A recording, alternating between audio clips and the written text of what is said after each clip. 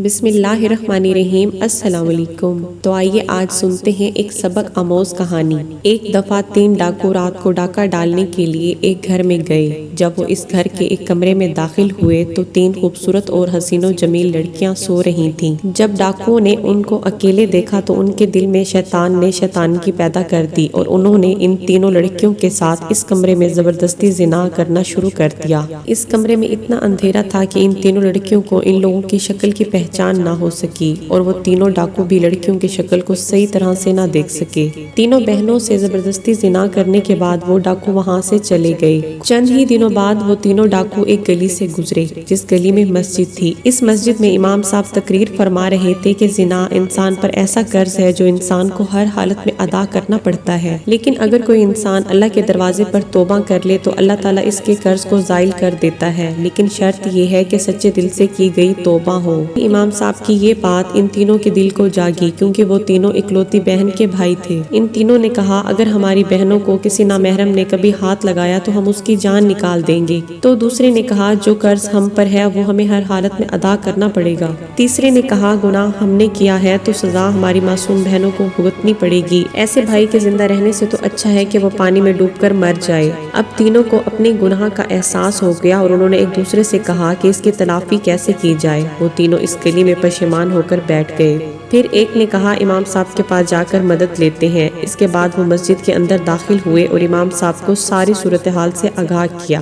امام صاحب نے کہا میرا رب بڑا غفور و رحیم ہے، اگر وہ معاف کرنے پر آئے تو 100 قتل کرنے والوں کو بھی معاف کر دیتا ہے، لیکن اگر پکڑنے لگے تو ایک ریشم کے دھاگے جتنے گناہ سے بھی پکڑ لیتا ہے، لیکن اگر تم سچے دل سے اس کے دروازے پر توبہ کرتے ہو تو وہ غفور و رحیم ہے، تمہیں ضرور معاف کر دے گا، لیکن میرا رب اس وقت تمہیں معاف نہیں کرے گا جب تک وہ 3 لڑکیاں تمہیں معاف نہیں کریں گی۔ وہ لڑکیوں کے گھر کی طرف چل پڑے۔ چلتے چلتے وہ تینوں لڑکیوں کے گھر پہنچ گئے۔ جب وہ تینوں ڈاکو وہاں پہنچے تو انہوں نے دروازہ کھٹکھٹایا۔ ایک بہن باہر آئی اور دروازہ کھولا، پوچھا کہ تم کون ہو اور یہاں کیا کرنے آئے ہو؟ تو ان تینوں میں سے ایک نے کہا ایک ضروری کام تھا جس کو پورا کیے بنا ہمیں سکون نہیں آ رہا تھا۔ ان کی باتوں سے اس لڑکی کو تسلی ملی اور وہ تینوں کو اندر لے گئی۔ جب وہ اندر داخل ہوئے تو باقی 2 بہنیں رو رہی تھیں، تو انہوں نے پوچھا کہ تم کیوں رو رہی ہو؟ کیا تمہارے ماں باپ نہیں؟ تو انہوں نے کہا ہمارا ایک بزرگ باپ تھا، ایک رات وہ کسی کام سے باہر گیا تو 3 ڈاکوؤں نے ہم پر حملہ کر دیا اور ہم تینوں کو اکیلا پا کر ہمارے ساتھ زبردستی کی۔ جب یہ خبر ہمارے بوڑھے باپ نے سنی تو وہ یہ بات برداشت نہ کر سکا اور اسی وقت دنیا سے رخصت ہو گیا۔ یہ سن کر ان تینوں میں سے ایک بولا کہ تم ان تینوں آدمیوں کو جانتی ہو جنہوں نے تمہارے ساتھ یہ ظلم کیا؟ تو ان تینوں نے کہا اندھیرے کمرے میں جب انہوں نے ہمارے ساتھ زبردستی زنا کیا تو ہم ان کی شکل نہ پہچان سکیں، اگر آج وہ ہمارے سامنے آ جائیں اور ہم ان کو پہچان لیں تو ہم ان کے ٹکڑے ٹکڑے کر دیں گے اور اس کے بعد ہم اپنے پیٹ میں پلتے ہوئے ان بچوں کو بھی قتل کر دیں گے، کیونکہ جن کے نامعلوم باپ کا کردار ایسا تھا تو یہ بچے بھی بڑے ہو کر ضرور مجرم ہی بنیں گے۔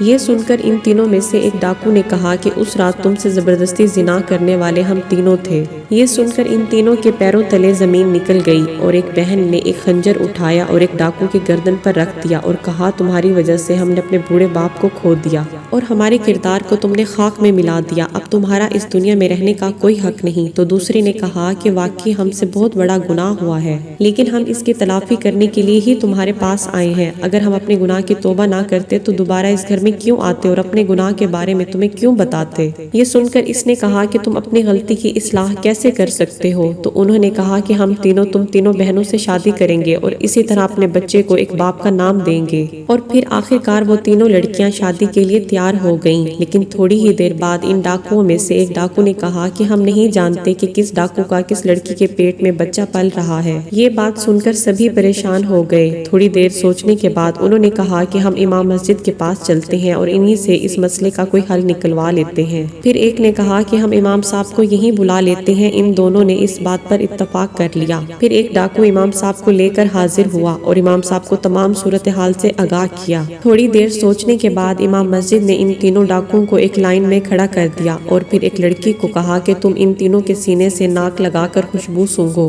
क्योंकि जब तुम इन तीनों के करीब जाओगी तो तुम्हें एक अजीबोगरीब खुशबू महसूस होगी, क्योंकि हर मुसलमान चाहे जितना ही गुनाहगार क्यों ना हो, अगर उसने नबी का कलमा पढ़ लिया है तो उसके जिस्म से खुशबू निकलती है और वो खुशबू हर इंसान में मुख्तलिफ होती है।